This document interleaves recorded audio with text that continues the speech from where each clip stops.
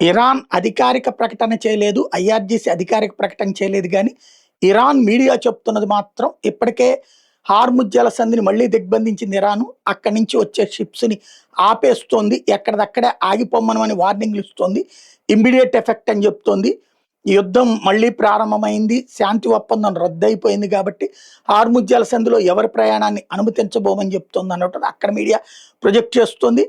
అదే సందర్భంలో అధికారిక వాళ్ళకి వైర్లెస్‌లో వాళ్ళకు ఉండేటటువంటి కమ్యూనికేషన్ సిస్టమ్స్‌లో ఇరాన్ నుంచి వార్నింగ్‌లు వస్తున్నాయి అన్నటువంటిది కూడా. ఇప్పుడు అక్కడి నుంచి దాటే ధైర్యం కూడా చేయట్లేదు. మొన్న వరుసబెట్టి దాటినటువంటి షిప్స్ అన్నీ వచ్చేసినాయి. ఇప్పుడు మళ్ళీ కొత్తగా వచ్చేటువంటి షిప్స్ అన్నీ ఎక్కడ ఆగిపోతున్న పరిస్థితి. మళ్ళీ మొదటకొచ్చింది హార్ముజ్ జలసంధి.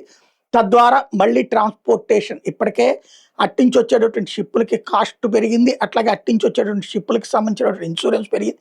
దాని ద్వారా పెరిగింది. ప్లస్ ఇరాన్‌కి ఇచ్చే డబ్బుల వల్ల పెరిగింది. ఇప్పుడు మరొక కొత్త సమస్య టోటల్ మళ్ళీ దిగ్బంధం అన్నది.